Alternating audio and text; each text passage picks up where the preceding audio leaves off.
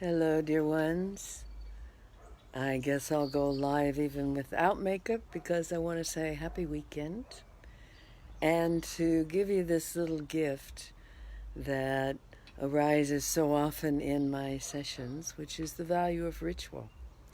The subconscious changes by imagery and ritual.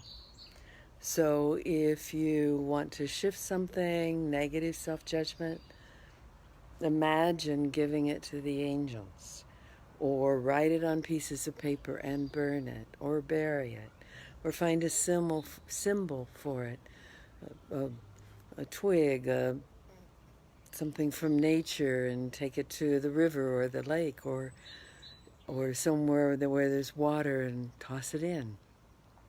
Some kind of ritual. It wants sound and movement. And when you do that, the subconscious listens. So if you simply say, okay, I'm letting go of all judgments of myself, the subconscious is like, It doesn't even hear it. If instead you imagine and you go, I am releasing the way I judge myself for not being enough into the waters. I am enough. I'm enough already.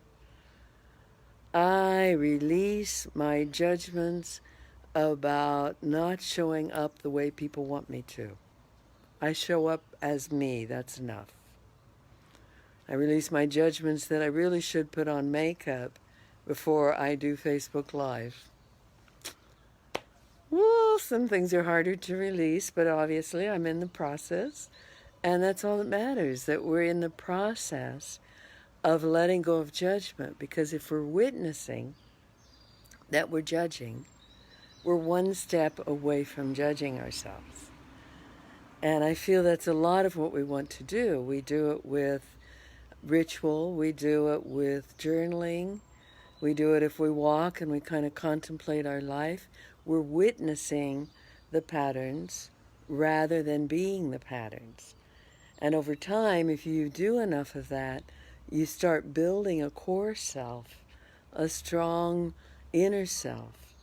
In the world of dissociation, they call it an inner self-helper.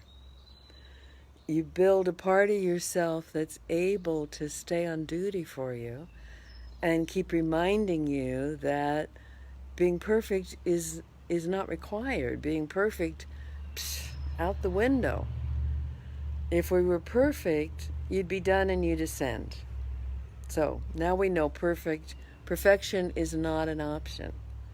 It's okay to like being better and growing and expanding, but the way you get closer and closer to perfection is you allow some failures, you allow some times where you could have done it better.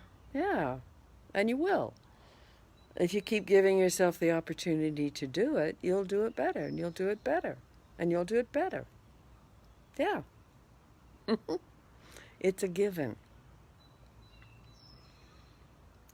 As you begin to trust yourself more, you'll find that how you do anything is good, and you learn. When you were a little tyke and you learned to ride a bicycle or a tricycle, you probably fell over a lot. Unless you had really loving people who ran alongside and helped you steady, but you were wobbly. You're wobbling all over the place. So let yourself love yourself wobbly. Let yourself do whatever you want to take on and do it wobbly. Not perfect, not really even very good at first. You get learning curves. You get a chance to learn something, to just get better and better. So, breathing in, arriving. Full breaths throughout the day are really valuable. Breath is the source of inspiration. So it allows you to take in your spirit. It allows you to arrive in your spirit. So I had the privilege, working with someone today, of getting to talk to a part of her that was really impatient. Like, why aren't you better now? Why haven't you learned all of this yet? And come to find out, that one was about 7, came up to about her hip. So I talked to the 7-year-old, and she's trying to help, of course, because every part of us, no matter how it is, how it acts, it's trying to help. So I talked to her and helped her understand that maybe a child coming up to someone's hip doesn't have to take care of the adult. And I helped her understand her adult has studied all kinds of things about how to deal with emotions. She journals. She comes and talks to spirit. She listens to guidance. She is learning and growing all the time. And she's reliable and responsible. And yeah, but she doesn't know how to love yet. Well, let's take that out of not knowing or knowing. She's learning. She's growing. And it's plenty good enough. So that's what you do in the place of perfection. Ain't perfect, plenty good enough. I used to look at my face and see the wrinkles, still do, and I would go, oh, well, they love me anyway. That's plenty good enough, you know. At 76, I have wrinkles. So, and that doesn't mean there's not an inner dialogue about it. It does mean that I can stay on my side and let it be plenty good enough. It's what is right now. I really hope you have a wonderful weekend. I hope you take this sense of plenty good enough into it and allow yourself to play, allow yourself to have joy. And if you encounter one of those places where the voices inside are saying you're not good enough, just replay what happened and go, here's a good tool. If I had been loved all my life, and I really knew love, how would I have done this situation? It's really curious because anytime I've asked someone of that, they have an answer. It's like you know, and it's learning to trust yourself like someone who'd been loved all your life. Think of the difference between a mother that might hold you, but it's because she's empty and she's trying to fill herself with you. Or a mother who's so full of love and her needs are met and she's peaceful and she holds you and enfolds you, embraces you in love. And you're immersed in love. Then you come to expect love from your world.